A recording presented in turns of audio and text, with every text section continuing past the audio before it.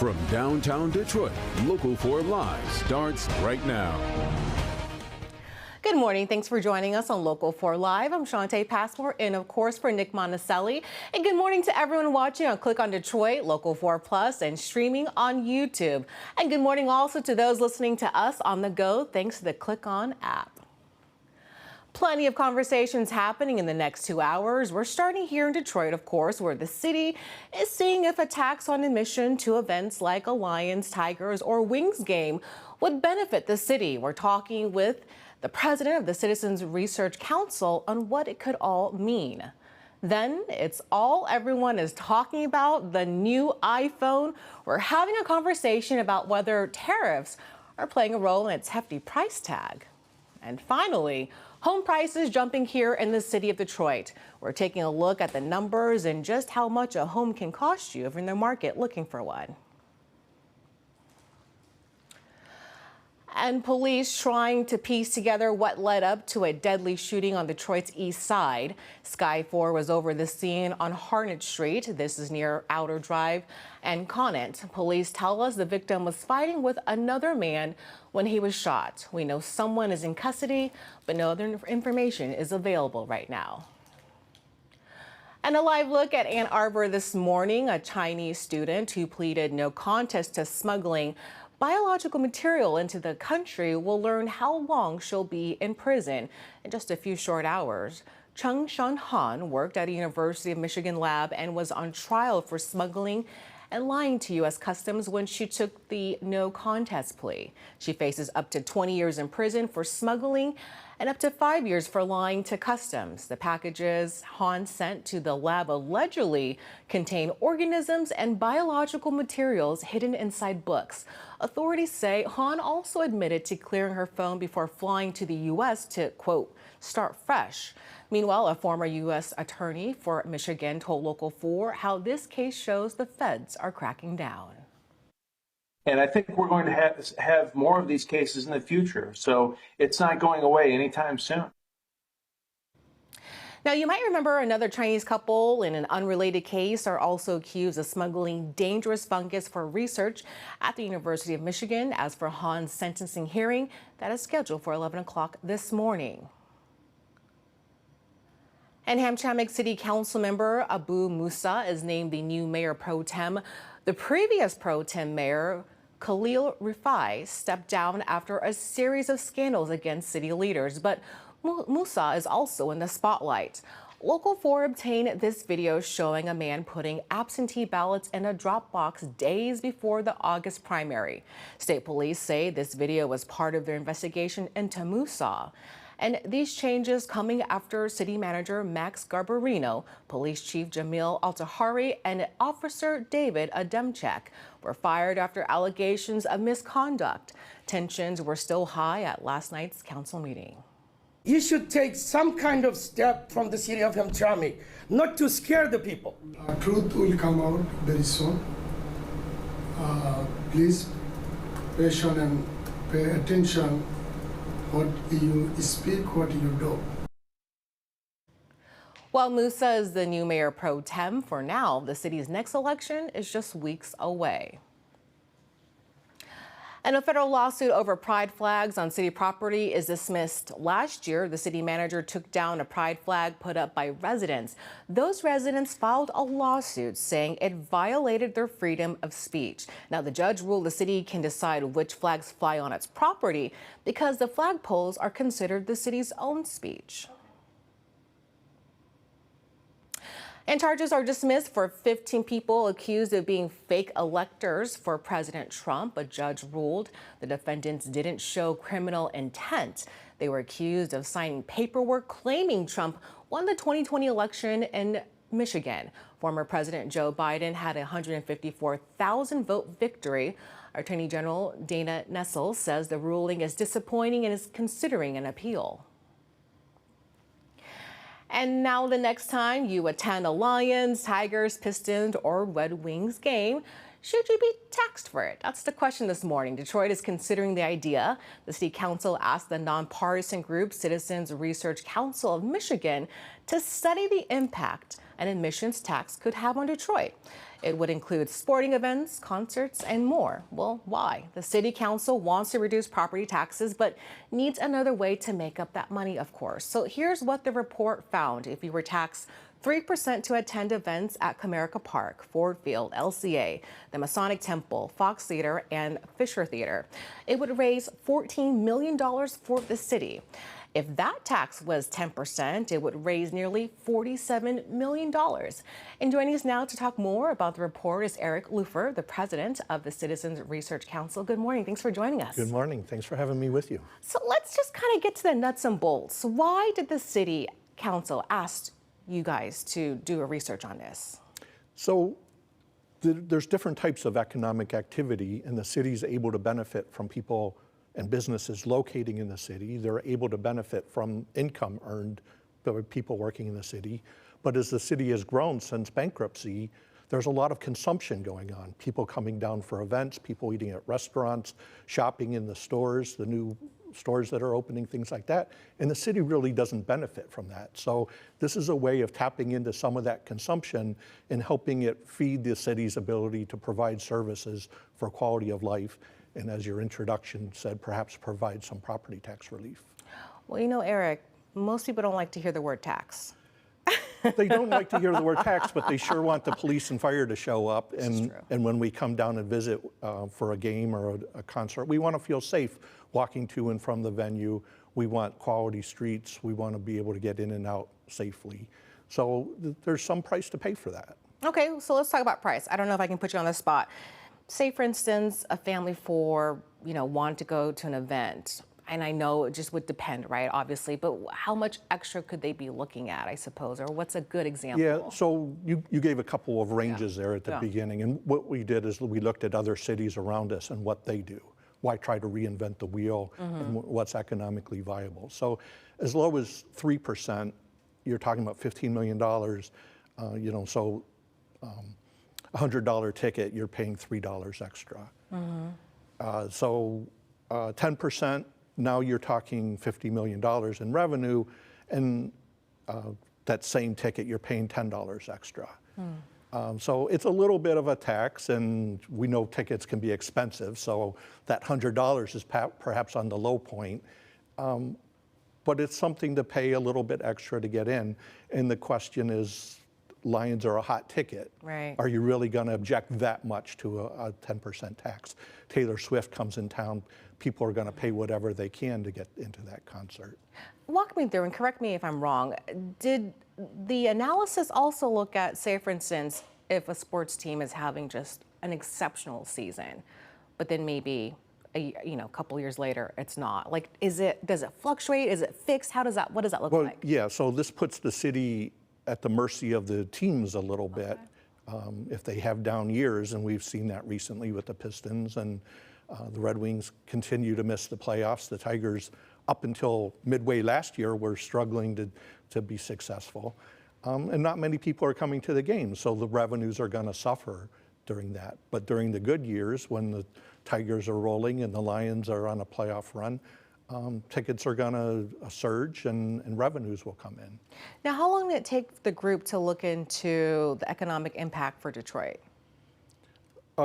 We'd spend about half a year doing this study. Were there any other metrics besides looking at ticket sales, price points, or it was just pretty? Well, yeah, we looked into what we like to think are elements of a good tax, right? Does it cause disruption? So we looked at, in other cities, do people stop going to the events because of the tax? We didn't find that to be the case. Is it administratively difficult? Well, it doesn't cost anything for the venues. It's pretty simple for the purchaser. It's just a little bit more on the price. So you're really leaning into the people at the ticket window or Ticketmaster, things like that, to administer the tax. Pretty simple. So elements like that. Is it regressive? It's already cost a lot to go to the events. It adds a little bit more. So in that way, a little bit regressive, yeah. I see. Well, there's a lot more to dive in with this conversation because, yes, you did look and compare what other cities in and out of the state of Michigan, of course, how they're doing it. So, again, we're going to take a look into how other cities are utilizing these taxes after a quick, short break. Don't go anywhere.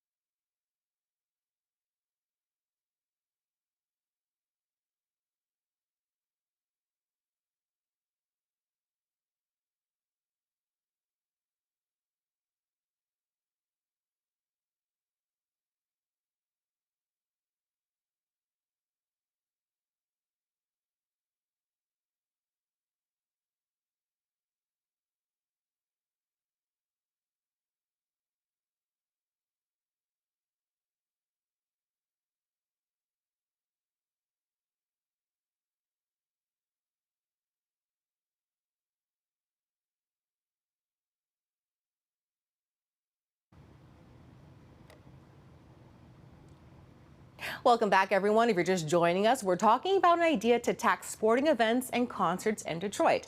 The city asked the Citizens Research Council of Michigan to study the impact that could have on revenue.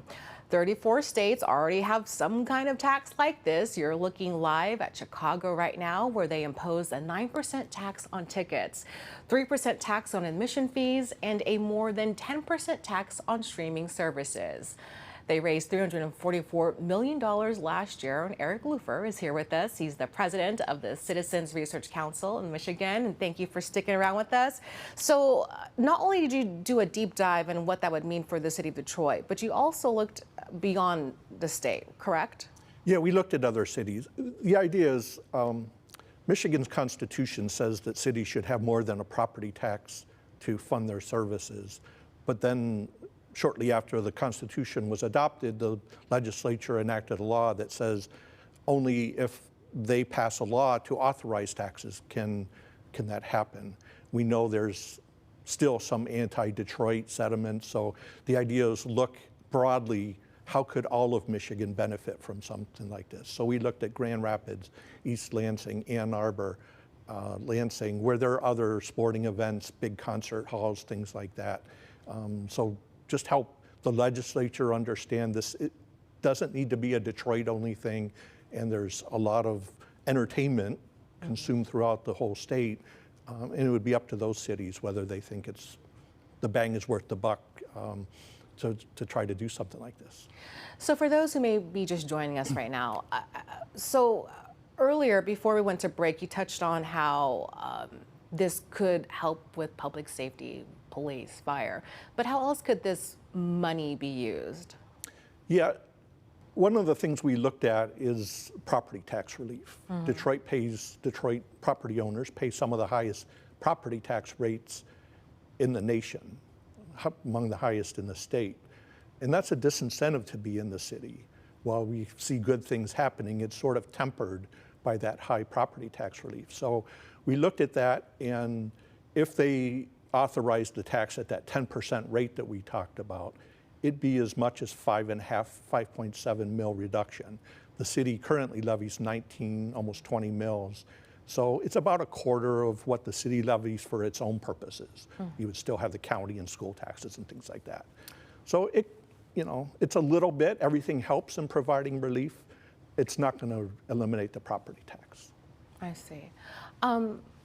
I believe I was reading somewhere that 34 other states have something very similar.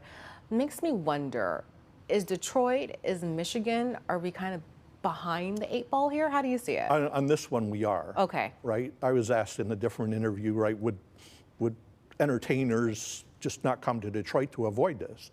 But you can't go to Chicago and skip as us. an alternative. You can't go to Cleveland, Cincinnati, Pittsburgh, Philadelphia, Atlanta. All these cities are doing it, and you think 34 states, well, why would Idaho need to do this, or Iowa, things like that? So any state that has a big city where these concerts are coming, these big, Les Miserables or things like that, they're already levying this type of tax, and Detroit is an anomaly in not having a tax of this sort. So the Detroit City Council obviously asked your group to look into this real quick before we wrap it up. Is there an appetite for something like this? I haven't heard a lot of pushback. Okay. People recognize that they're benefiting from the city hosting these events, and we'll have to see.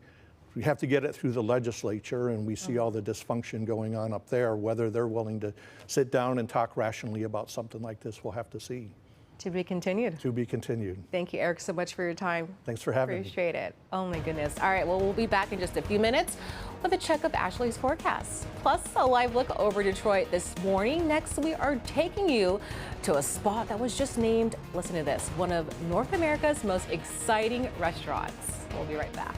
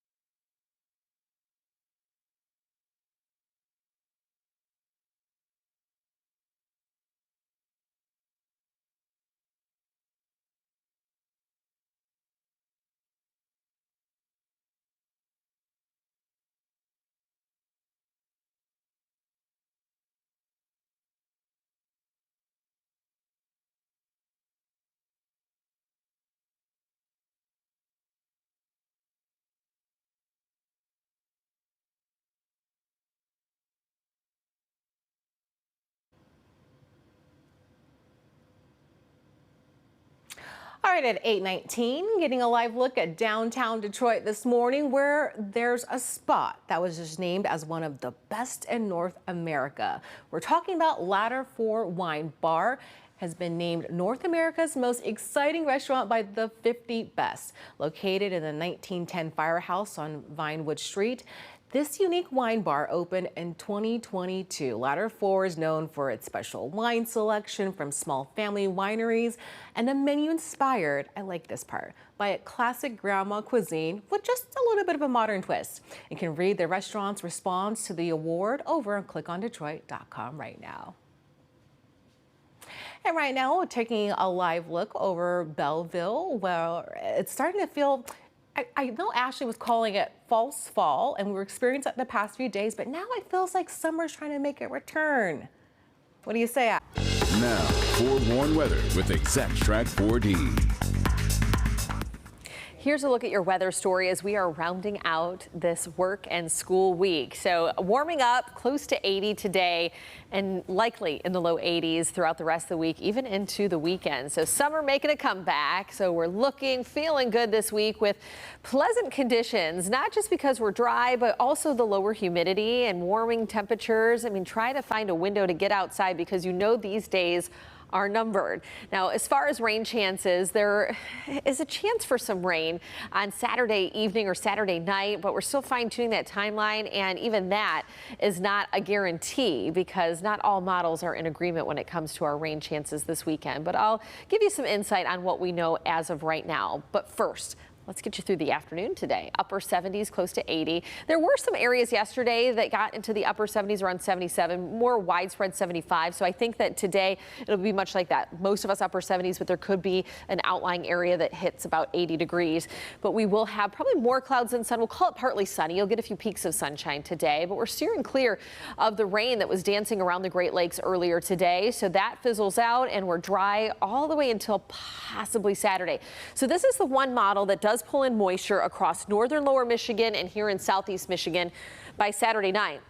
Other model runs keeping this dry, and so because they're nowhere near in agreement, I'm just keeping it as a chance for right now. Now, the closer we get, more high resolution data comes in, it's easier to be able to fine tune that part of the forecast. But as soon as I can give you that heads up that there's that chance, I want to do that. So the good news is it looks like it could just time out to be in the nighttime hours, not impacting the daytime outdoor plans. So stay with us. We'll keep you posted. Otherwise, Friday for high school football, feeling nice. I mean, 7 o'clock kickoff across the area, 74 degrees, upper 60s by game's end. So a nice, pleasant night under the lights for high school football Friday. And then come Saturday, it's a noon kickoff in Ann Arbor. And so Michigan taking on Central Michigan.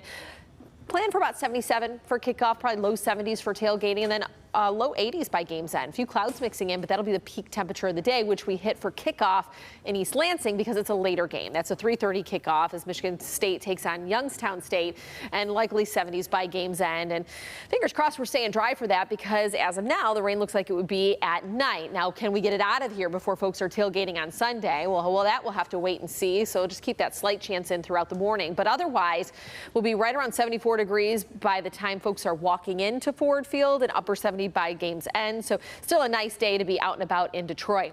Temperature should stay above average, and so as we continuously check in with the Climate Prediction Center's outlook, that 6 to 10 day outlook and beyond, now even into September 24th, staying above average. And you see that in our 7-day forecast. I mean, this stretch, we're on either side of 80 all the way through the next 7 days. Even those overnight lows a little more mild, as will be anywhere in the mid 50s to right around 60 as you're waking up each and every morning. All right, thank you, Ashley. Back on the TV side in just a minute with a Local 4 News update. Then at 8:30, we are talking about the new iPhone and its high price tag and whether tariffs have anything to do with the higher price.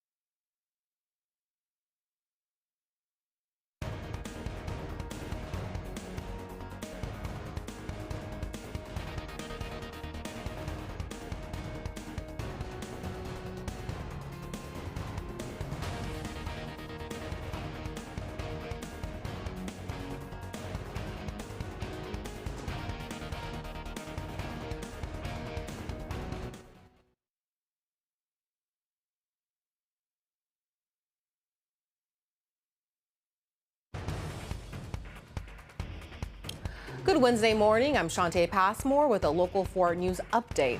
Today, a researcher will be sentenced for smuggling roundworms from China to University of Michigan lab.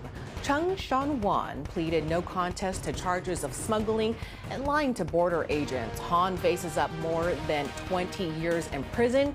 She is due in court at 11 o'clock this morning. And over on Local 4 Plus and click on Detroit, we have another 90 minutes of Local 4 Live. Next, we are talking about the new Apple products, including the new iPhone and the very large price tag they come with. Then at 9, a conversation with the Huron-Clinton Metro Park system as it looks for community feedback about what needs improvements and what do visitors want to see more of. Then we're talking high school football and the latest power poll for the best teams in the state. And Ashley's back with a look at your forecast in just a few minutes. Keep it right here. Don't go anywhere.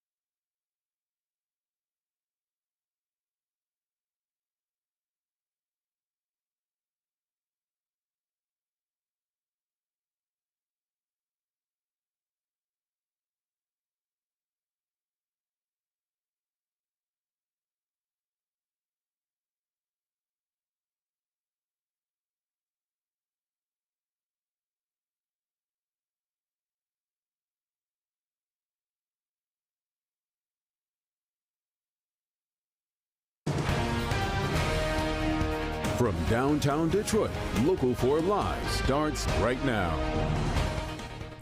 Welcome back to Local 4 Live. I'm Shantae Passmore, and of course for Nick Monticelli. And right now, let's take a live look at Houghton this morning in the Upper Peninsula. You can see the leaves are starting to change colors on some of the trees up there, but Mother Nature is saying, well, let's just hold up 1 minute. A beautiful but warmer rest of the week on tap. Highs feeling more like summer than fall. Ashley is going to break it all down in her forecast here at home in just a few minutes. And we also want to get a live look at the city of Detroit this morning. If you're looking for a home in the city, you probably know It's going to cost you. But how much more? A lot more, apparently. According to the RE/MAX of Southeastern Michigan Housing Report, home sale prices in Detroit have jumped nearly 16% last month. That pushed average cost to a record high of $110,000. The report also showing home sales are falling compared to last year, and homes are staying on the market a little bit longer. Across Metro Detroit, home sale prices are up 4% to around $332,000. And the state of Michigan is facing a big penalty because of mistakes in food assistance payments. The House Oversight Committee questioned the Michigan Department of Health and Human Services about errors in the SNAP program. The error rate dropped from 13% in 2022 to 9.5% last year. But if it stays that high, the state could lose about $310 million each year. Republicans warned the state director that these costly mistakes won't be tolerated. The department says they're working hard to fix the problems and stop fraud. If the errors continue, food benefits for thousands of families could be in jeopardy.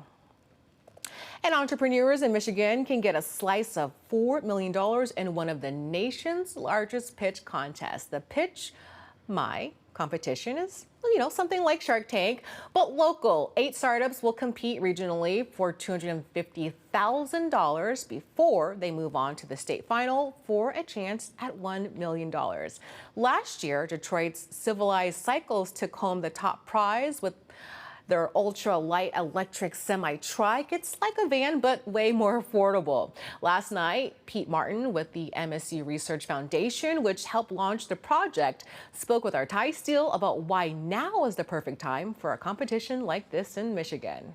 Most people don't know that Michigan startups raised more money than any other state in the Midwest. Last year, we've raised over $1 billion every year for 5 years in a row as a state. The startups here really are incredible. We had the largest IPO of the year globally last year. It's amazing that, the founders here, they are incredible, and now we get to shine a really big spotlight on them across all of these different industries. Really cool.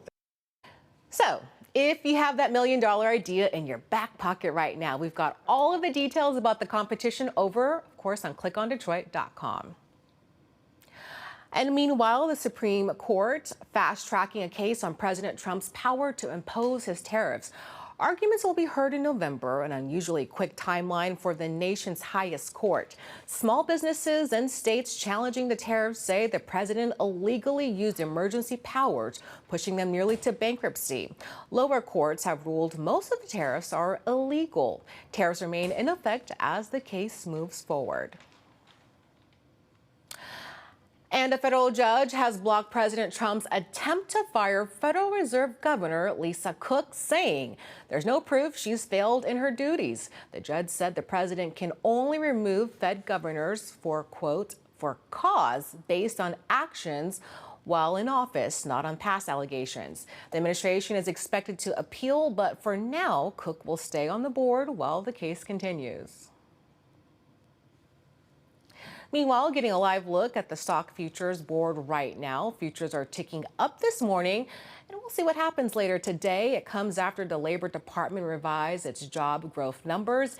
It's down by 911,000 jobs through March. That report could signal the economy may be shakier than released. Later this morning, investors will get their eyes on the Producer Price Index, which shows how much businesses are paying for goods. And tomorrow, the Consumer Price Index will reveal how much Americans are paying for goods and what's getting more expensive. The Federal Reserve will take both of these indices into account when they meet next week to decide whether interest rates will be cut. And it was a big announcement everyone tuned in for. Yes, we were talking about Apple debuting new products, including a new ultra-thin iPhone and AirPods that can translate live. It's made from 80% recycled titanium and will come in 4 colors. The new iPhone 17 features an enhanced camera. It will come in 5 colors and have an all-day battery life, which I could use right now. Now, the new phone's coming with a hefty price tag, of course. The iPhone iPhone Pros are $1099 and $1299 for the large model. The iPhone Air will set you back about $999, and the lower budget iPhone 17 is still about $799. Apple also announced new upgrades to its AirPods and watches. The new products will be in stores September 19th. And joining me this morning to talk more about this event and the price of all of these products, plus the future of innovation and technology, is of course senior reporter for ZDNet, Sabrina Ortiz. Good morning, Sabrina. How are you? Good morning. I'm ready to talk about some exciting Apple announcements. Do it. What do we need to know? Yeah, you hit the nail right on the head. I think the biggest announcement was the iPhone Air. It's the thinnest, it's the lightest phone that Apple has put out yet. If you're familiar with Apple products, they've kind of kept the same look and form factor throughout the years with minor tweaks here and there. So to see them to jump this much outside of the box is pretty fascinating, and it has some compelling specs that come with it too. Okay, so the 4 colors, I mean, I think we're showing them right there on the screens. It says it was made out of 80%, 60% recycled titanium. Forgive me, I might have butchered the percentage there. People might be wondering, if it's using repurposed material, why does it still cost so much? See, so the material it's using, as you mentioned, is titanium, and extremely durable. With a form factor that is so thin, durability is one of the biggest concerns next to like battery life and the camera system. So they did have to use, although recyclable, still very durable and pricey materials for the phone. Okay, Sabrina, I'm going to put you on the spot because I see there are a couple of different models of the new iPhone 17. I can't help but think each model may be targeting a different demo, or is it preference or color? I don't know. What do you think? For sure a different demographic, and for sure just strictly based on your needs. For example, someone like me, I take photos everywhere I go, and having the best camera possible on my phone is a must. My daily driver is an iPhone 16 Pro. I'm considering doing an upgrade to the 17 Pro because of the upgrades it has, including camera and also the aesthetic changes. I think that the new orange color is stunning, the cosmic orange, and so does most of the internet. You've seen clips, it's going viral because it is a very new bright color when Apple sticks to muted ones.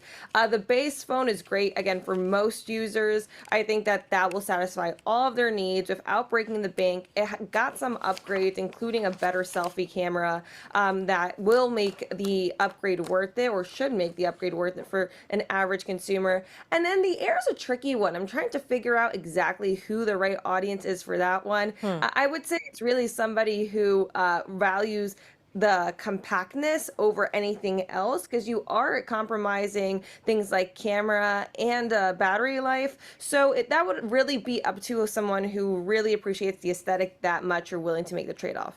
Okay, I got to switch gears here because everyone wants to know the price point. I talked earlier, why is it costing so much with the repurposed material? But of course, tariffs, everyone's wondering that. Does this play a role? Yeah, it's a great question. We're all keeping a very close eye on the prices to see if they were impacted by tariffs.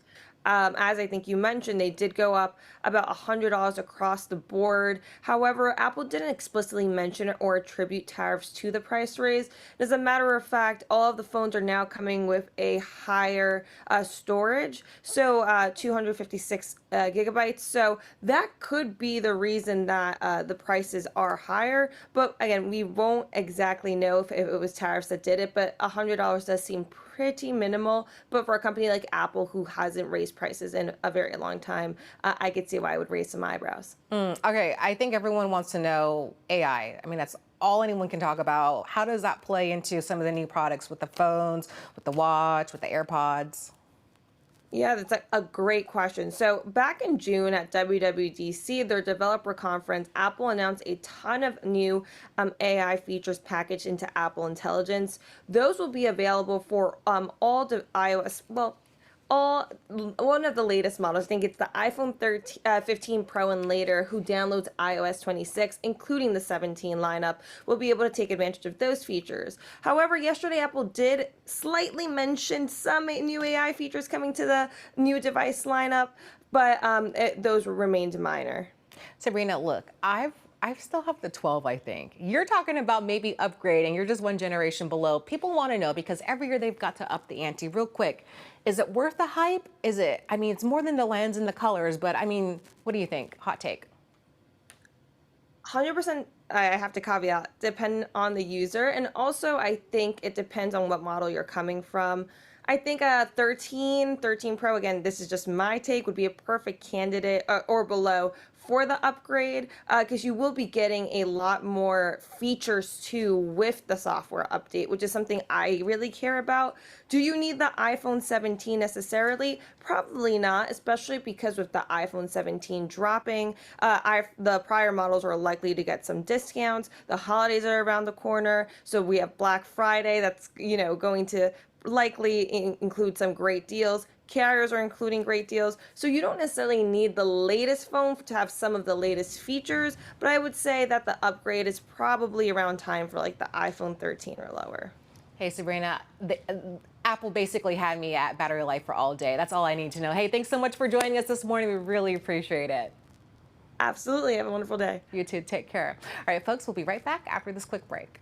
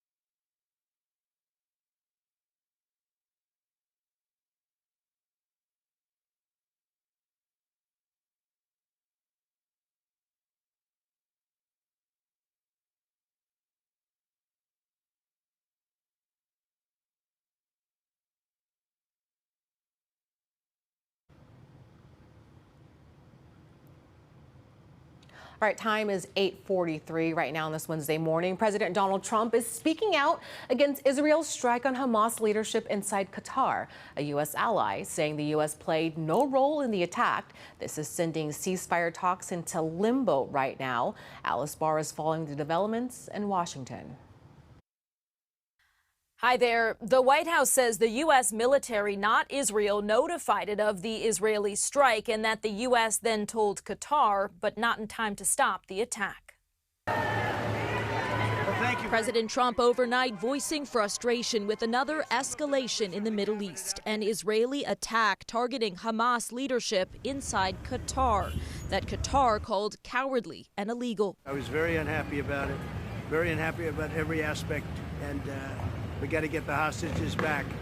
But I was very unhappy about the way that went down. The president saying Israel did not warn him in advance. On social media, the president writing, quote, unilaterally bombing inside Qatar, a sovereign nation and close ally of the United States that is working very hard and bravely taking risks with us to broker peace, does not advance Israel or America's goals. Hamas leaders were in Qatar because the U.S. asked for a neutral site for Gaza peace negotiations that Qatar has been mediating for months. Those talks now in limbo, devastating Israeli hostage families. One mother saying she's trembling with fear for her son, still captive in Gaza. Israeli Prime Minister Benjamin Netanyahu authorized the strike after a shooting at a bus stop in Jerusalem Monday that killed 6 Israelis. These are the same terrorists who planned, terrorist chiefs who planned, launched, and celebrated the horrific massacres of October 7th. Israeli forces are once again stepping up military operations in Gaza, forcing beleaguered Gaza City residents to evacuate as President Trump and other world leaders push for a path to peace. The U.S. is pushing a new ceasefire proposal that Israel agreed to and Hamas was reviewing, though voicing skepticism about the terms. The White House says President Trump has now spoken to Israel's prime minister and assured Qatar's top leaders a similar strike will not happen again as we wait to see the fate of negotiations.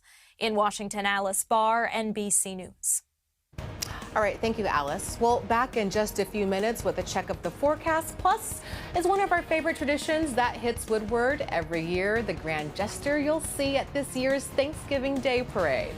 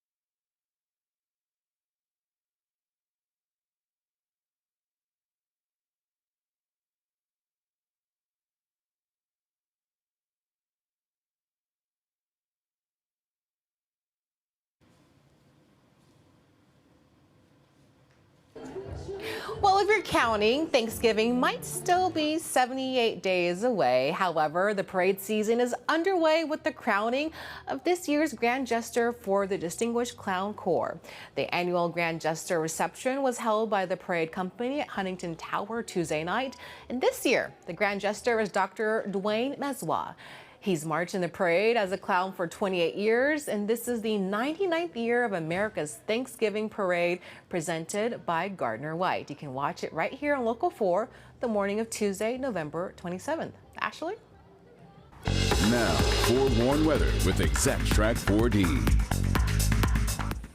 Here's a look at your weather story as we are rounding out this work and school week. So warming up close to 80 today and likely in the low 80s throughout the rest of the week, even into the weekend. So summer making a comeback. So we're feeling good this week with pleasant conditions, not just because we're dry, but also the lower humidity and warming temperatures. I mean, try to find a window to get outside because you know these days are numbered. Now, as far as rain chances, there is a chance for some rain on Saturday evening or Saturday night, but we're still fine-tuning that timeline, and even that is not a guarantee because not all models are in agreement when it comes to our rain chances this weekend. But I'll give you some insight on what we know as of right now. But first, let's get you through the afternoon today. Upper 70s, close to 80. There were some areas yesterday that got into the upper 70s, around 77, more widespread 75. So I think that today it'll be much like that. Most of us upper 70s, but there could be an outlying area that hits about 80 degrees.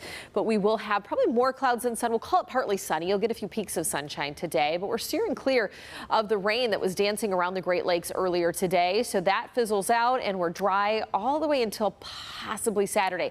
So this is the one model that does does pull in moisture across northern lower Michigan and here in southeast Michigan by Saturday night.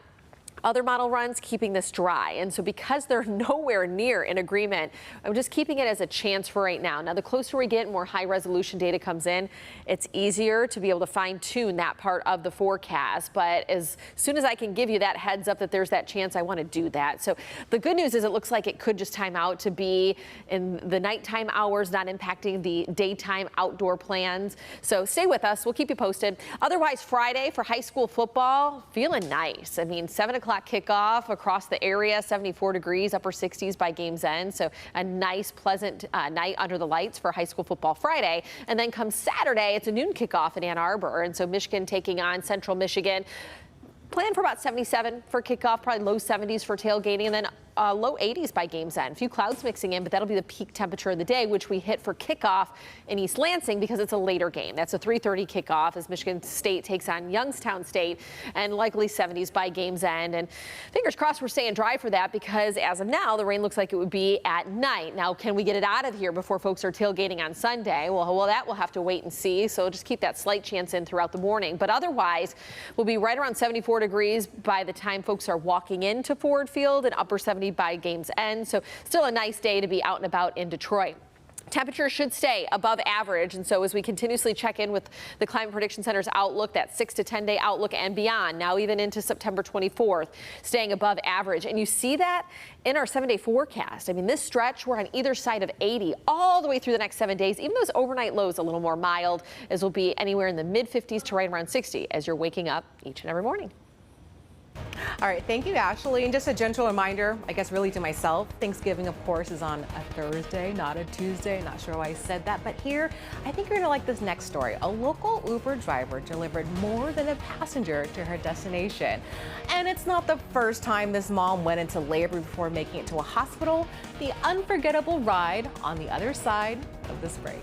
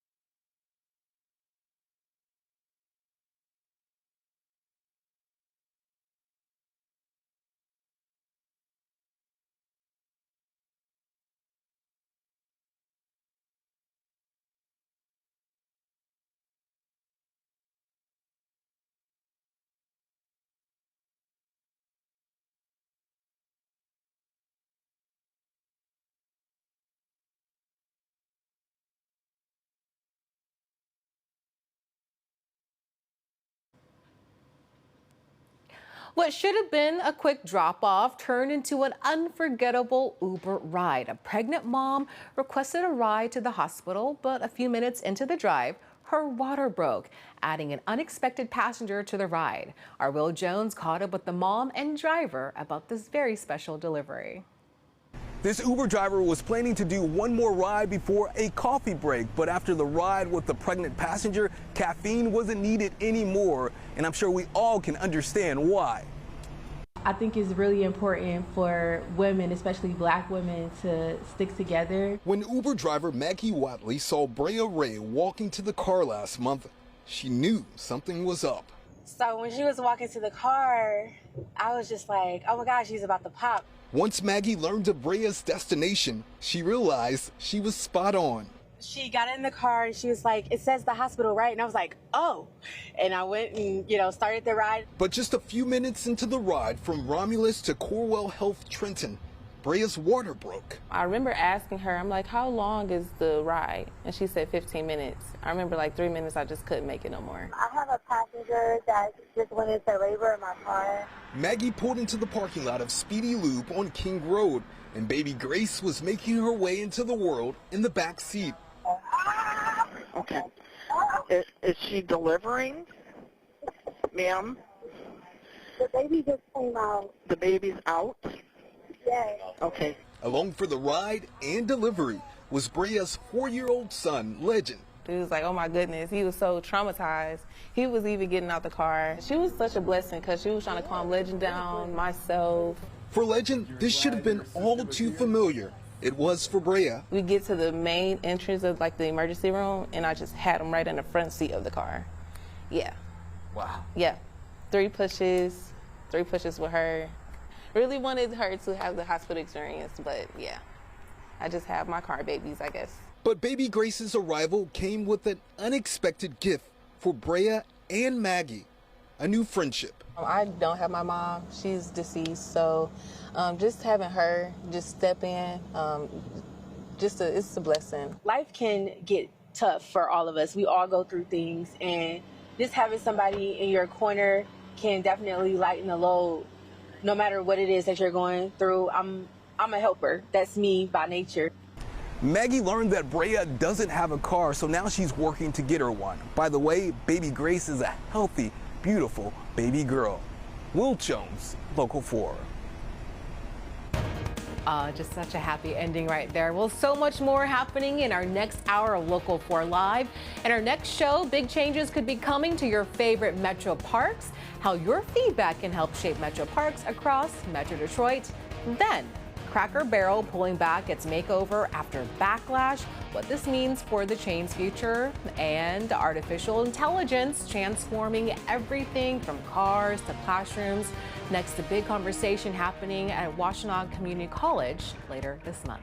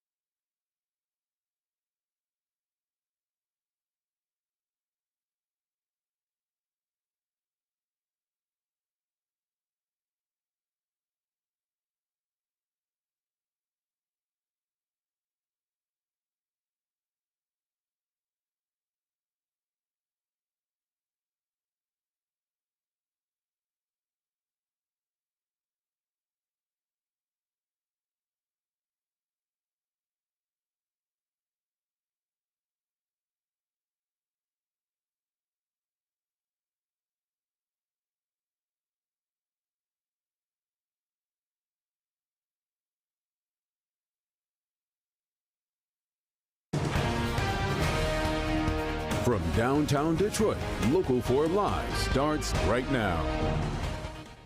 Welcome back to Local 4 Live. I'm Shantae Passmore, and of course, for our Nick Monticelli. But first, some big changes could be coming to your favorite metro parks, and leaders say they need your input to make it happen. How your feedback is shaping the future of Lake St. Clair Metro Park and beyond. Then we're keeping our eye on the stock market, how Wall Street is reacting to an anticipated federal cut in September following a recent report on a weaker job market. And AI is changing the way we work, from cars to classrooms to hospitals. Later this month, Washtenaw Community College brings industry leaders together to talk about what's next, and we've got a preview of that conversation. Right now, a live look at Ann Arbor this morning, where you can see a bit of a haze there. A Chinese student who pleaded no contest to smuggling biological material into the country will learn how long she'll be in prison today. Shang Zhangwan worked at a University of Michigan lab and was on trial for smuggling and lying to U.S. Customs when she took the no contest plea. She faces up to 20 years in prison for smuggling and up to 5 years for lying to Customs. The packages Han sent to the lab allegedly contain organisms and biological materials hidden inside books. Authorities say Han also admitted to clearing her phone before flying to the U.S. to, quote, start fresh. A former U.S. attorney from Michigan told Local 4 the feds are cracking down. And I think we're going to have more of these cases in the future. So it's not going away anytime soon. And you might remember another Chinese couple in an unrelated case are also accused of smuggling dangerous fungus for research at the University of Michigan. As for Han's sentencing hearing, that is scheduled for 11 o'clock later this morning. And we're nearly a year into Henry Ford Health's huge expansion project on the boulevard that looks to bring the 100-year-old hospital into the future of healthcare. Local 4's Jay Scott Smith has a closer look after taking a tour of the site. The hospital itself will open toward the end of 2029. If you've driven down West Grand Boulevard any time in the last year, you've seen this growing tower of steel beams across the street from the original Henry Ford Hospital. It's part of the sprawling $2.2 billion expansion project that we get a chance to tour today. It broke ground nearly a year ago, and the project has quickly taken shape. While you're seeing a lot of progress, 1.2 million square feet takes a long time to develop. It's largely inside the self-contained site that starts on West Grand Boulevard and spreads across the Lodge Freeway. The beams are the bones of what will become the new Henry Ford Hospital, a 20-story building with private rooms, more than 400 beds, and 28 new operating rooms. We just want to be able to provide the city of Detroit and all of our staff the best in a brand new facility. The expansion has seen progress ranging from new parking garages to their 46,000 square foot central energy hub, which is integral to the entire complex by providing clean energy, as well as heating and cooling the new facilities, to the new Henry Ford Health Science Research Center, which is part of their partnership with Michigan State University. As for the original Henry Ford Hospital, which has stood on the boulevard for more than 100 years. That building's staying, and we'll continue to use it. It's really a decompression of our services out of that building. Darby says the expansion is part of the hospital's commitment to the city when they could have moved a project like this to the suburbs. This is our home, and we are doubling down. We believe it's the right place to build our academic medical center as the hub to our entire system. Now, as mentioned, this project is going to cost them about $2.2 billion once it's all finished up. And while the entire thing is expected to be done by 2029, things such as this parking structure, they're going to have that open for 2026. And this building over here, the Energy Hub, that will be open by 2027, and that will be set to power the entire project. In Detroit, I'm Jay Scott Smith for Local 4. All right, thank you, Jay, for that. Well, right now we're taking a live look at beautiful Lake St. Clair this morning. And if you're in Macomb County, you probably visit Lake St. Clair Metro Park in Harrison Township often. This park is one of 13 amazing parks managed, of course, by the Huron-Clinton Metro Parks. And they're making big moves to make your outdoor experience even better. Right now, they need your help. A community survey is underway to make sure the parks are heading in the right direction. And they're using feedback from past surveys to create fun, new programs like science lessons, swim lessons, and park upgrades.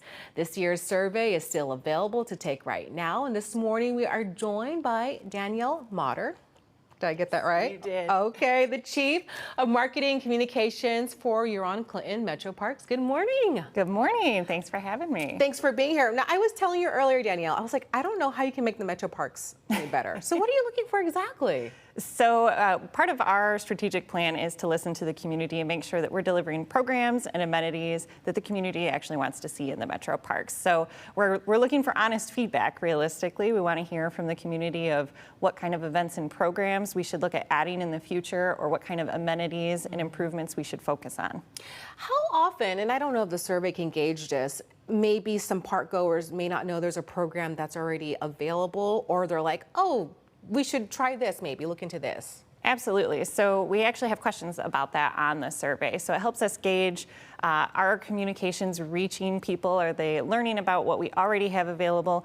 And if we see a lot of responses of something that we know we already have available, that signifies to us we need to do a little bit of a better job reaching people so that they know what's going on. But we often find gaps. So in the last survey round, we heard from a lot of people they were looking for more pet-friendly programming, dog-friendly programs, a few more concerts in certain areas, and those are things we've added over the last few years. I was going to say, because I was wondering past surveys, what have you implemented? Okay, so you gave us some examples there. 7 million visitors annually. Yes. And you're saying we don't want to just hear from people who go frequently, but if you've only gone once.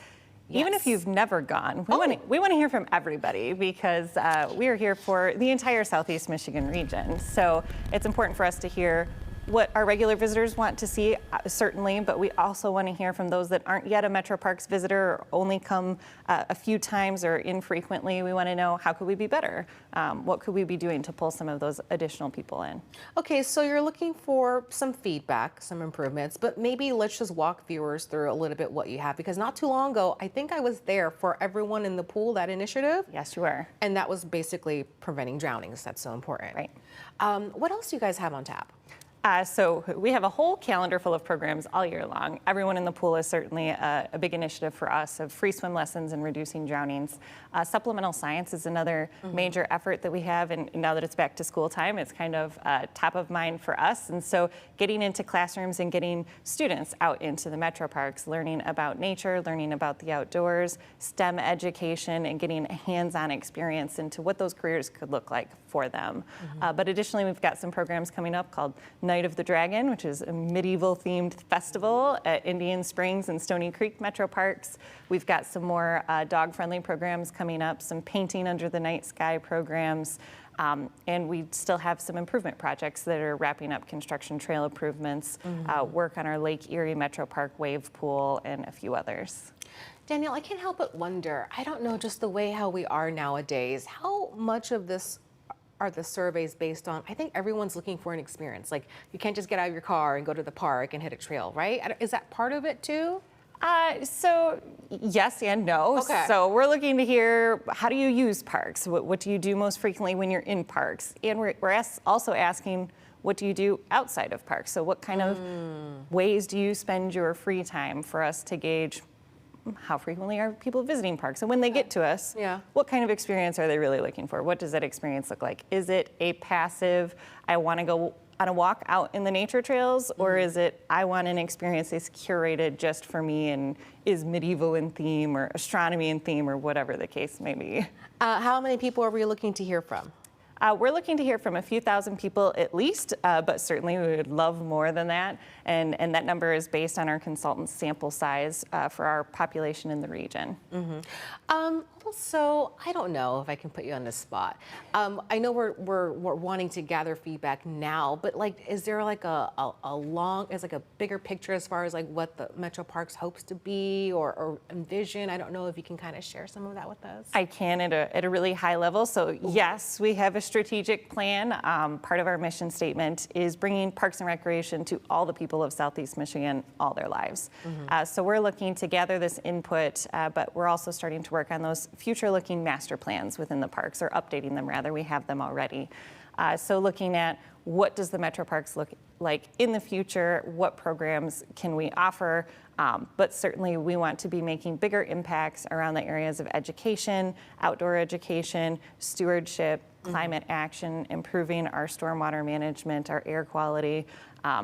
among other things. But our strategic plan is on the website for those that are interested at metroparks.com.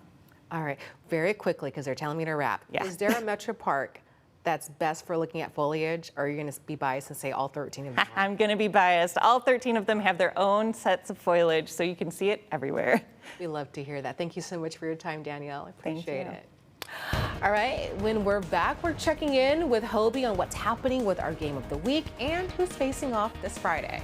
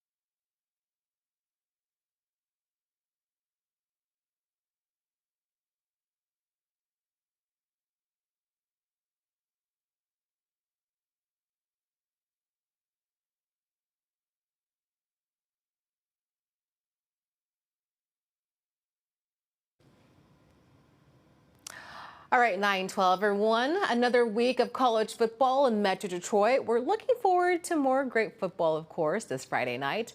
Every week, we reveal the power poll with our partners at State Champs. Here's Hobie Artigue.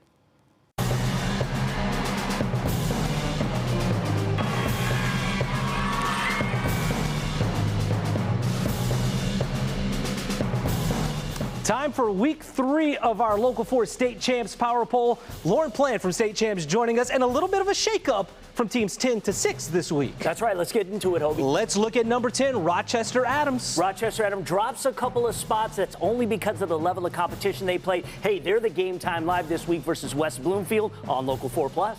At number 9, Clarkston, a little drop after falling to Harper Woods. So they're out of our top 5 for the time being. They are a team that is always going to be right around our top 10. And Detroit King went to Ohio, got a close loss in week 2. Absolutely. They also drop out of the top 5. Tough 2-point loss in Ohio at Archbishop Hogan. Saline staying put at number 7. They beat Ann Arbor Skyline 50-0 this week. They're solid. And our big movers in the poll, Harper Woods, a huge game from Dakota Garant. Absolutely. What a comeback win over Clarkston. They had our biggest jump from 13 to 6, and that was really something impressive. Welcome to the top 5, Davison. Beating a fellow top 10 team in De La Salle will help you get there. Absolutely. So they beat De La Salle 23-21, dominating in the trenches right now with their Anvil candidate, Ben Nichols. Jackson Dosh might just be playing his way into the Mr. Football race. Got a tough road, though, at Traverse City Central this week. And Hudsonville back at number 4 after dropping last week. Absolutely. So up a slot from a week ago, took care of East Lansing 37-6. Brady Van Lake just keeps impressing, home to 2-0 Caledonia. Our top 3 remains unchanged. Orchard Lake St. Mary's, another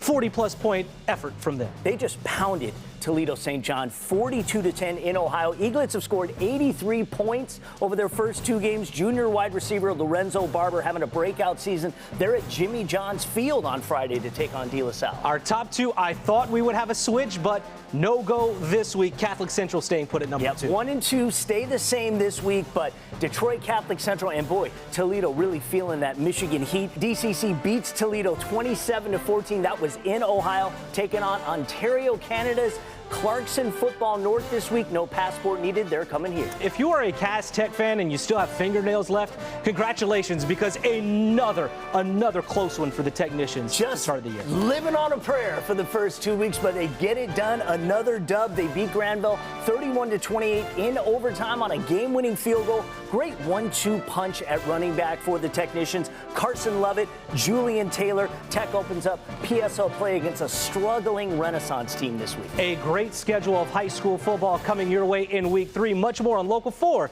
and over on State Champs. Check it out. All right, don't forget this coming Friday night, our Local 4 Game of the Week is heading to West Bloomfield. The Local 4 Game of the Week is brought to you by State Champs Game Time Live, presented by Hungry Howie's. This Friday, it's Rochester Adams versus West Bloomfield. Two teams are 2-0. The game starts at 7 p.m. You can watch it for free, streaming on our Local 4 Plus app, where you can get your other streaming services, or on our website, clickondetroit.com. And meanwhile, what's life really like off the field with Lions coach Dan Campbell? This week, we've been hearing from Holly Campbell, Dan Campbell's better half, of course. She sat down with our Karen Drew for a fun, honest, and at times hilarious look at life as a coach's wife. Catch a clip before the full conversation streams tonight on Local 4 Plus. We'll be right back.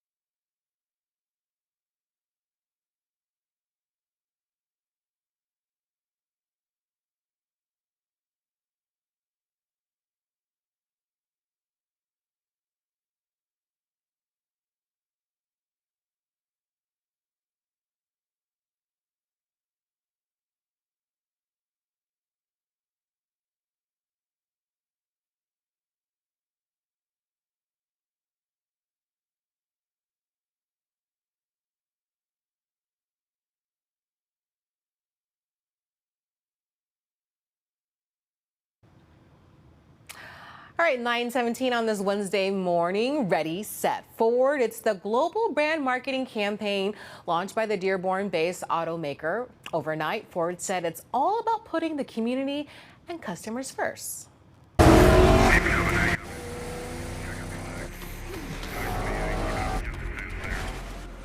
According to a Ford spokesperson, the automaker is going to double down on four promises to customers: capability, passion, community, and trust. This is the first new global marketing campaign launched by Ford since its Go Further campaign in 2012. And right now, we are taking a live look over downtown Detroit, looking beautiful, pristine. It was chilly the past few days. Not chilly, I shouldn't say. It felt like false fall. That's what Ashley Beressy's been saying. But now, it's starting to feel like summer wants to stick around. Hey, Ashley. Now, forewarned weather with Exact Track 4D. Here's a look at your weather story as we are rounding out this work and school week. So warming up close to 80 today and likely in the low 80s throughout the rest of the week, even into the weekend. So summer making a comeback. So we're feeling good this week with pleasant conditions, not just because we're dry, but also the lower humidity and warming temperatures. I mean, try to find a window to get outside because you know these days are numbered. Now, as far as rain chances, there is a chance for some rain on Saturday evening or Saturday night, but we're still fine-tuning that timeline, and even that is not a guarantee because not all models are in agreement when it comes to our rain chances this weekend. But I'll give you some insight on what we know as of right now. But first, Let's get you through the afternoon today. Upper 70s, close to 80. There were some areas yesterday that got into the upper 70s, around 77, more widespread 75. So I think that today it'll be much like that. Most of us upper 70s, but there could be an outlying area that hits about 80 degrees. But we will have probably more clouds than sun. We'll call it partly sunny. You'll get a few peaks of sunshine today, but we're steering clear of the rain that was dancing around the Great Lakes earlier today. So that fizzles out and we're dry all the way until possibly Saturday. So this is the one model that does pull in moisture across northern lower Michigan and here in southeast Michigan by Saturday night. Other model runs keeping this dry. And so because they're nowhere near in agreement, I'm just keeping it as a chance for right now. Now, the closer we get, more high resolution data comes in, it's easier to be able to fine tune that part of the forecast. But as soon as I can give you that heads up that there's that chance, I want to do that. So the good news is it looks like it could just time out to be in the nighttime hours, not impacting the daytime outdoor plans. So stay with us. We'll keep you posted. Otherwise, Friday for high school football, feeling nice. I mean, 7 o'clock kickoff across the area, 74 degrees, upper 60s by game's end. So a nice, pleasant night under the lights for high school football Friday. And then come Saturday, it's a noon kickoff in Ann Arbor. And so Michigan taking on Central Michigan. Plan for about 77 for kickoff, probably low 70s for tailgating, and then low 80s by game's end. A few clouds mixing in, but that'll be the peak temperature of the day, which we hit for kickoff in East Lansing because it's a later game. That's a 3:30 kickoff as Michigan State takes on Youngstown State, and likely 70s by game's end. And fingers crossed we're staying dry for that because as of now, the rain looks like it would be at night. Now, can we get it out of here before folks are tailgating on Sunday? Well, that we'll have to wait and see. So just keep that slight chance in throughout the morning. But otherwise, we'll be right around 74 degrees by the time folks are walking into Ford Field and upper 70 by game's end. So still a nice day to be out and about in Detroit.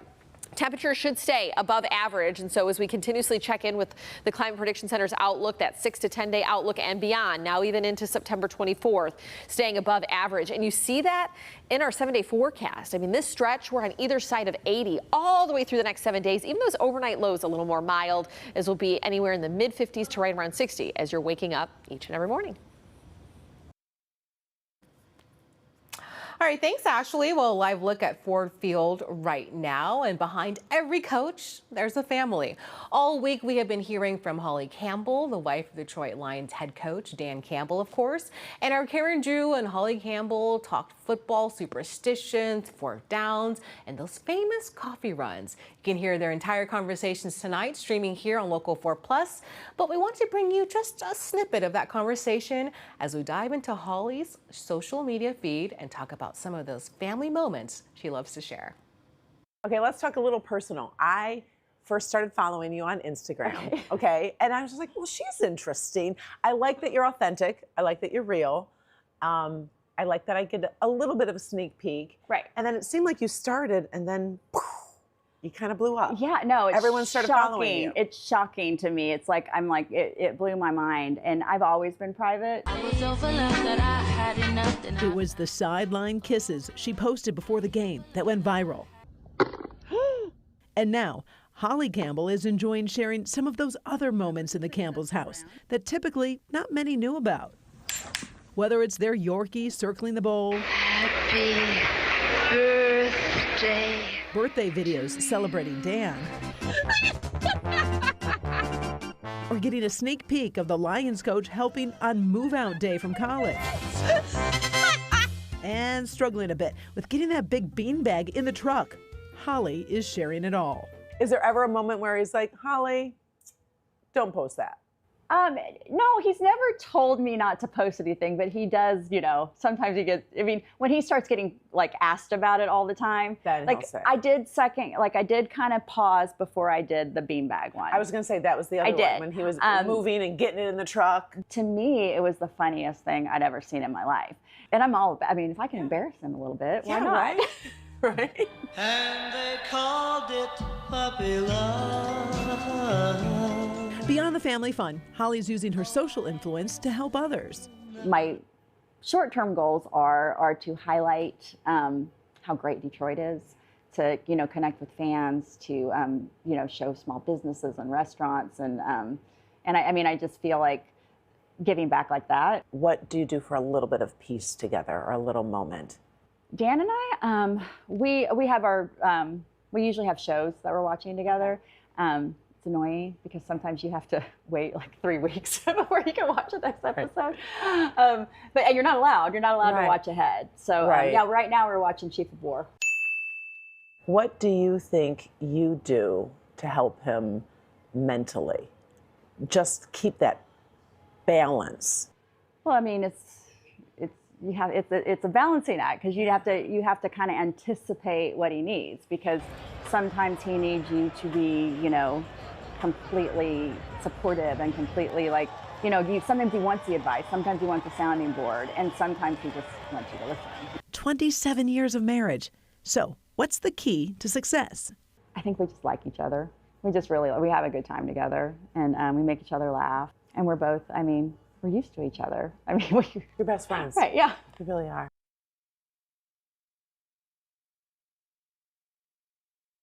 You can watch Karen's full interview with Holly Campbell tonight at 8, streaming on Local 4 Plus and, of course, on clickondetroit.com. And meanwhile, the Cracker Barrel saga continues. They've learned the restaurant and Old Country store, yes, they scrapped, it's redesigned again. And the questions remaining about what will be different and what will stay the same. We'll be right back.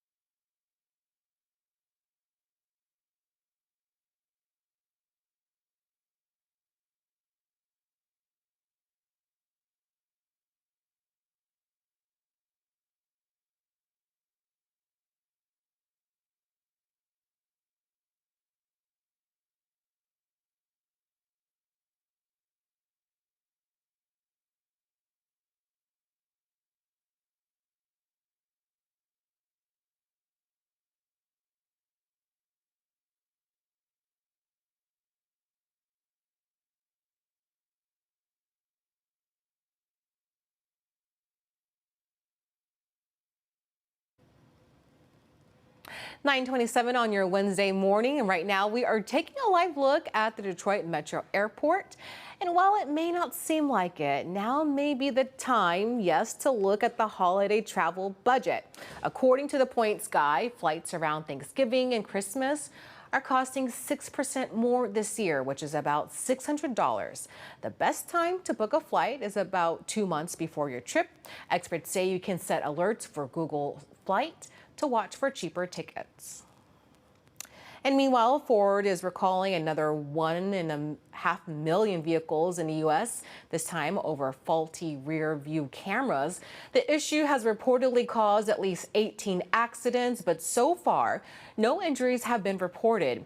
In a filing with federal safety officials, the cameras in question may have blinked, distorted, or inverted images when drivers reverse. The recall covers a number of Ford and Lincoln models. Customers can check the recall section on Ford's website for specifics and get a new camera installed for free at their local dealership. And after its new logo was a big no-go with customers, Cracker Barrel is now scrapping restaurant renovations altogether. Yes, the chain is currently in the midst of a $700 million transformation, taking it down home country, antiques, and pointed aesthetic in a more minimalist direction. It launched a new logo last month, minus the old-timer resting on a barrel. And the backlash from customers and many conservative influencers was fast and furious, and its stock dropped 12%. Cracker Barrel hasn't yet confirmed if plans to redesign their menu and add new items will move forward. And artificial intelligence isn't the future, it's already here. And later this month, Washtenaw Community College is bringing together experts from across the state to ask, What's next? We've got a preview of that conversation and why it could impact your job sooner than you think.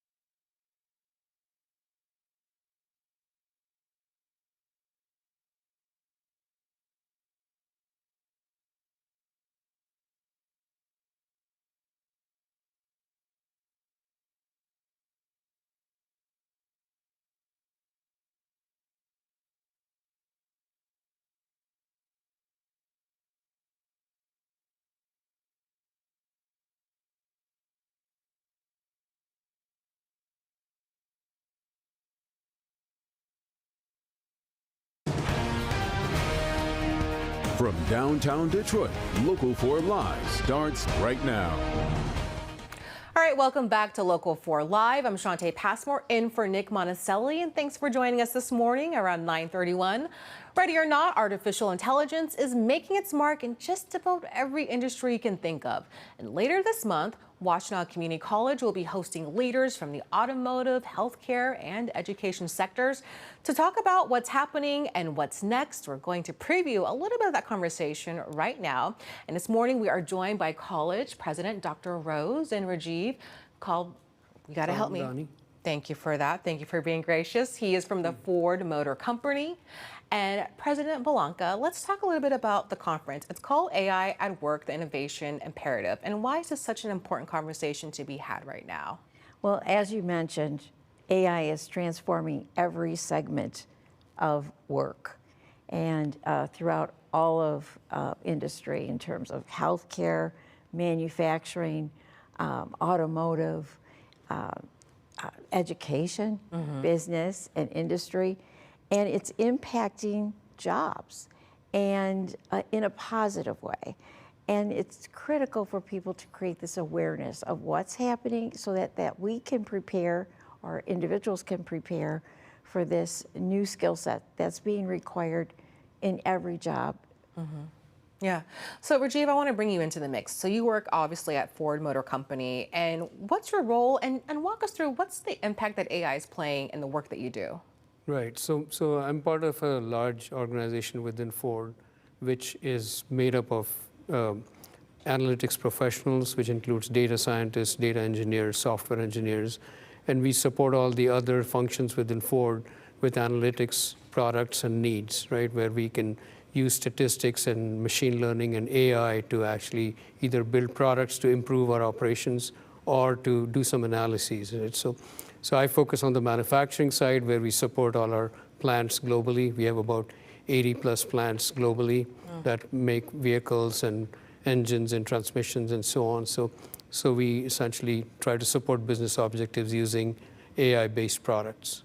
So going back to the conference, who are the speakers, and then who are you hoping to target in this conversation? Well, we're hoping to target students. We're also hoping to target actually members of the workforce, leaders in the workforce, as well as those that are looking to upskill, reskill, entrepreneurs that are thinking about how to use this in what they're developing. So that's really the focus of it, and to, again, create the awareness so that they understand where it's going and how important to develop a skill set in this area of AI is. This sort of discussion, Should we have had this before the technology came out? Are we late? Are we on time? Or we're just trying to kind of keep in step with what we're seeing with AI? That would have been great, don't you think? Because we have been living in an AI world. Yeah. We certainly have. We shop. We use our cell phones. We drive our cars.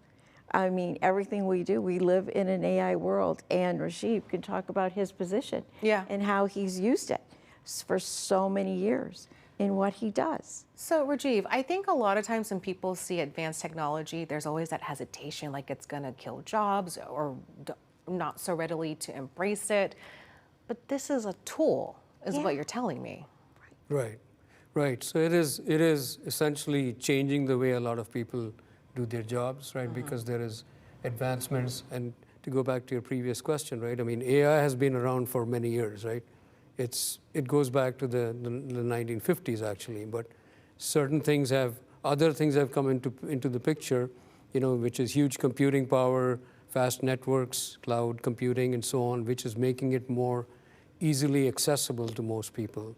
So it is, being aware of it is important, right? And how it can help you is really what we're trying to sort of show at this conference. So AI is obviously not the enemy. There's a harmony to it. Yes, actually AI is your friend.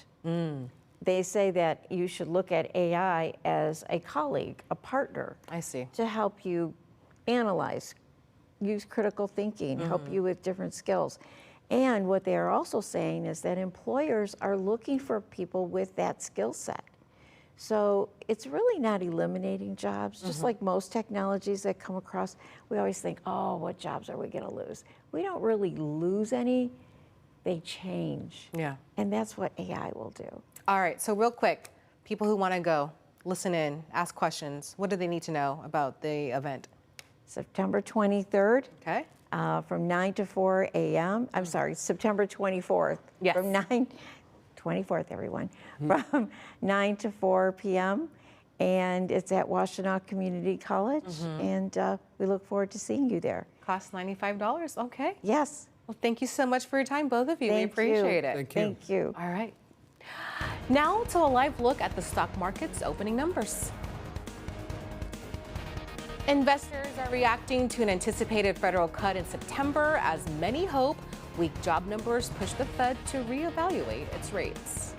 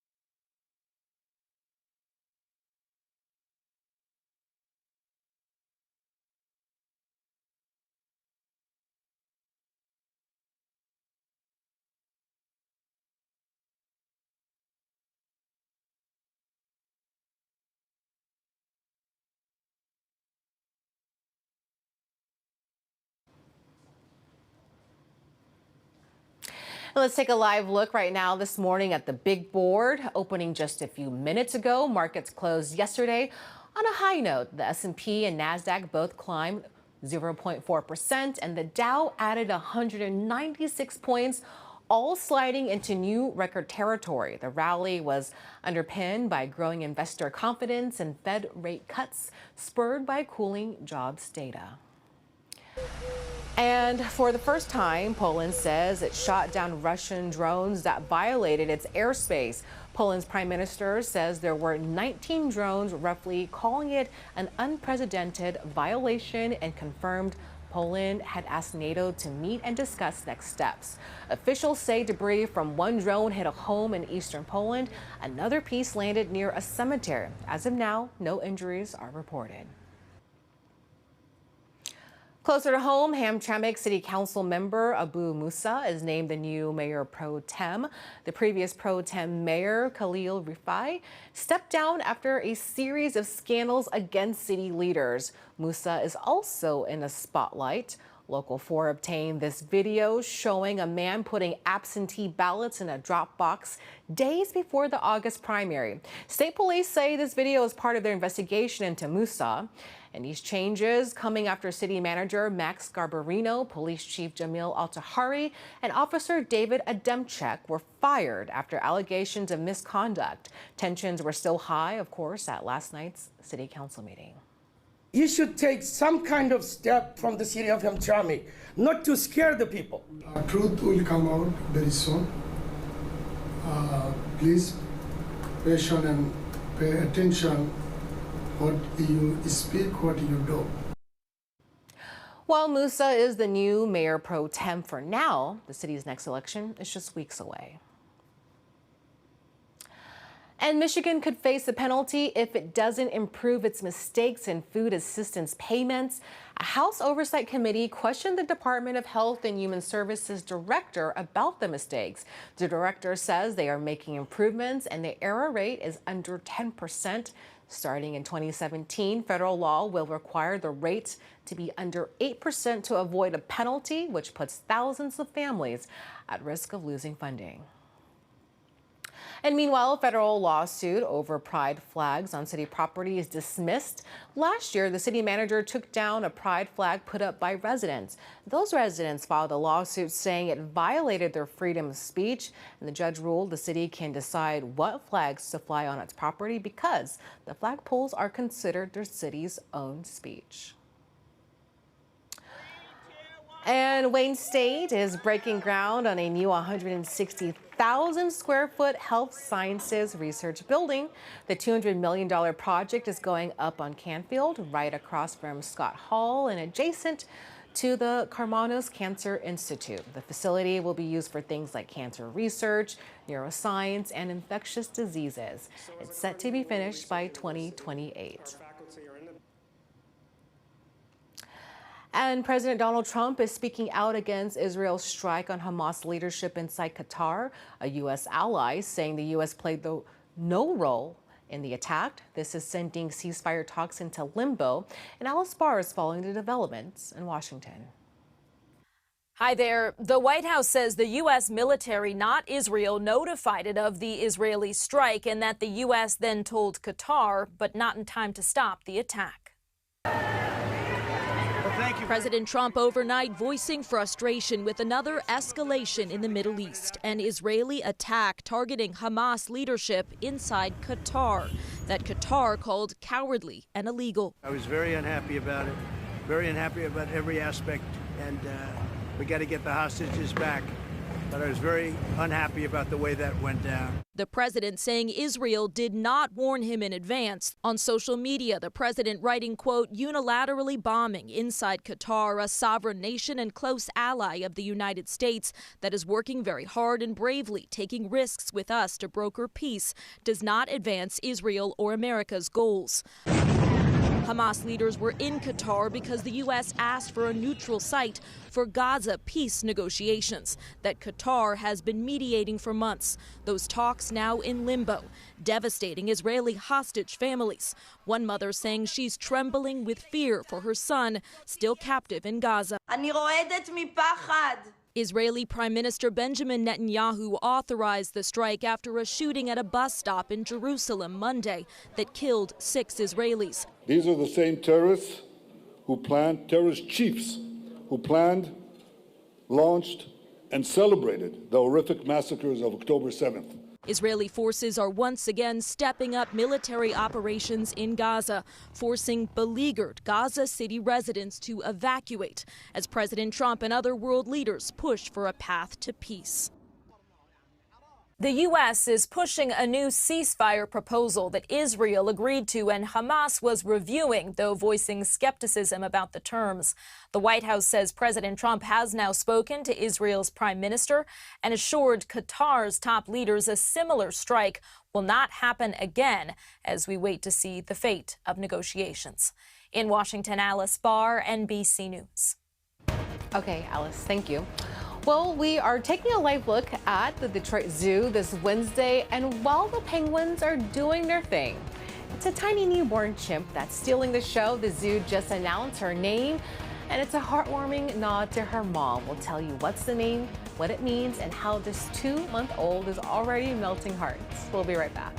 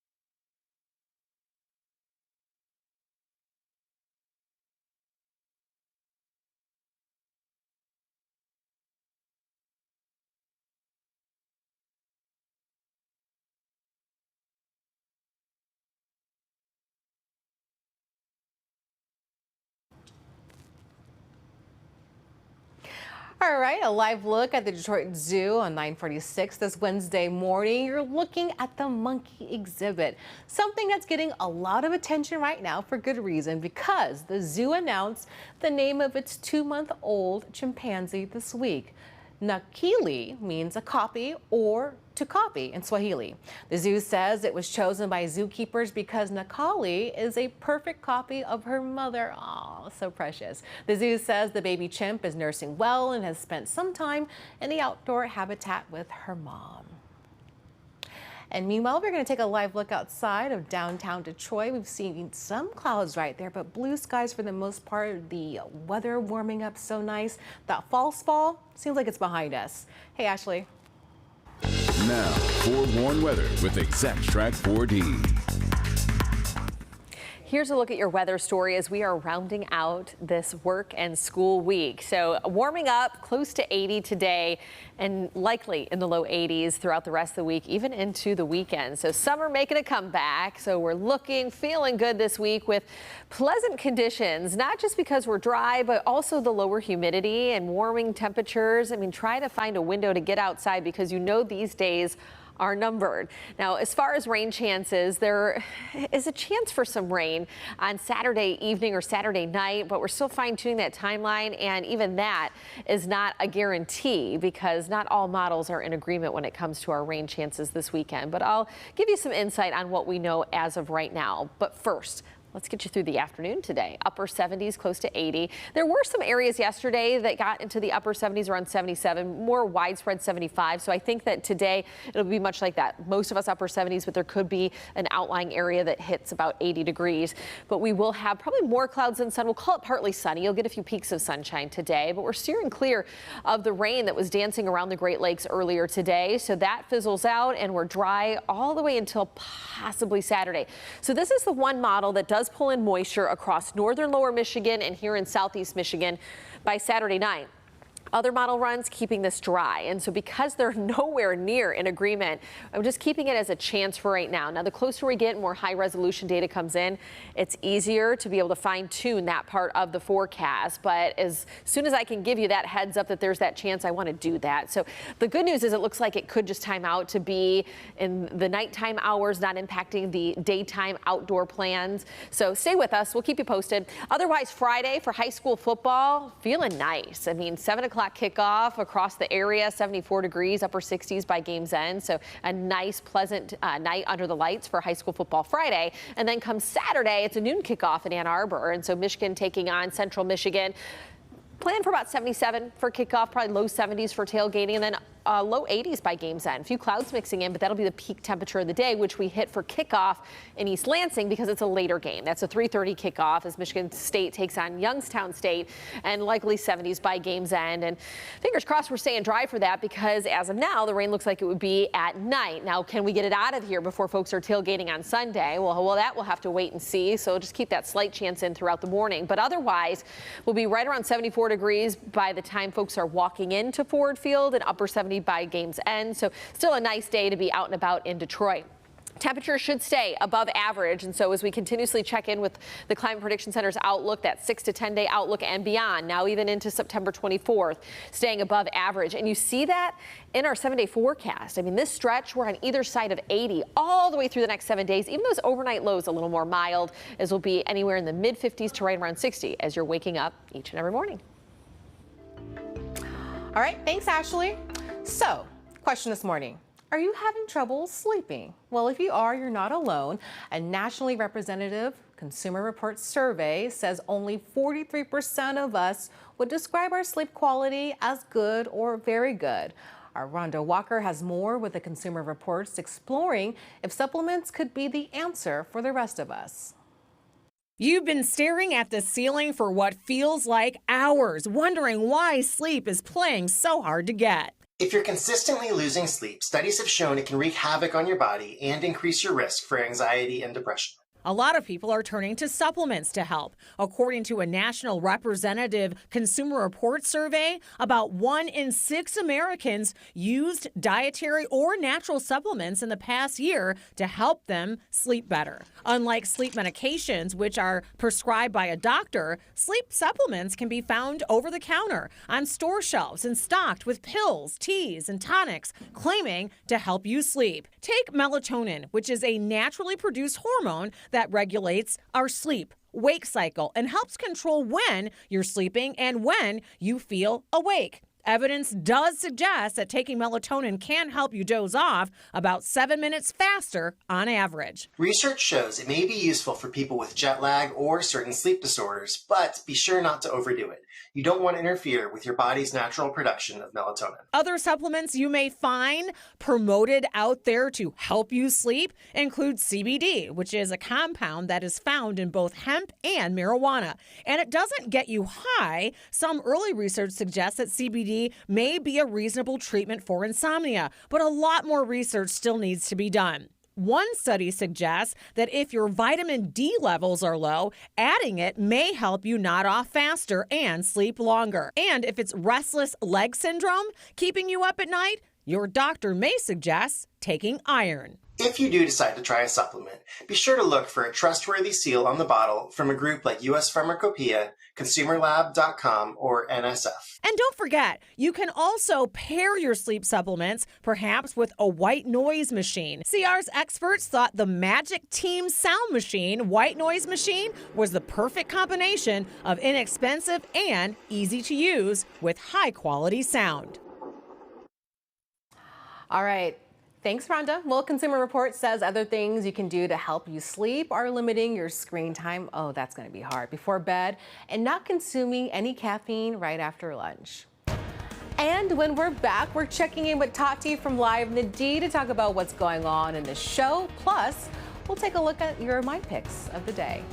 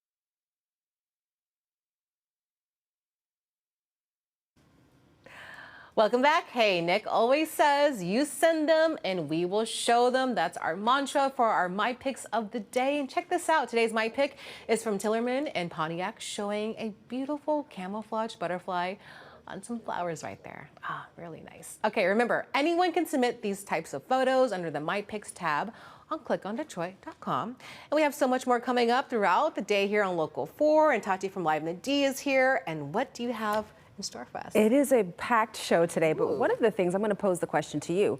What do you think is so expensive that it's just not worth it anymore? What would you say?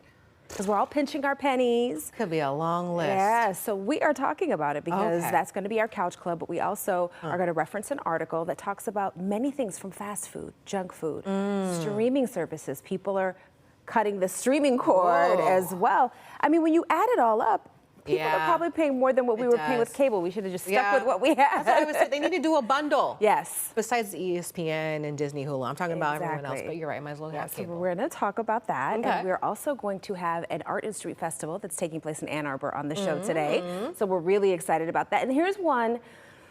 It's a topic that I found that I'm torn about. The fall foliage schedule has been released. Are you ready for fall? Oh, that's my favorite season. Oh, is it? Okay. Yeah. So I'm the only one holding on for dear life. Sorry. That's okay. I love summer too, but by the time like fall comes around, I'm like, we need the respite. Yeah, you're ready for a little bit of a cool down. You want to breathe. 75. I got you. Yeah, so we've got that calendar out there for you for all you fall lovers. You can get yourself set. So it is something to look forward to. I like every time, you know, it's right on the cusp of fall. I'm always like, summer, please don't go. It's starting to get darker just a little earlier. I noticed that last night. So the foliage, a little PSL. Yeah, it works. It does work. We have to have things to look forward to. That's true. Cider Mills. Thank you for that, because I was like, the fall foliage calendar, but yet here we are. So I'm grateful. All right, looking forward to it. Thank you, Tati. Well, Thank you again so much for joining us this morning on Local 4 Live. More news ahead and weather, of course, right here on Local 4 Plus and always on clickondetroit.com. Make it a great Wednesday, everyone.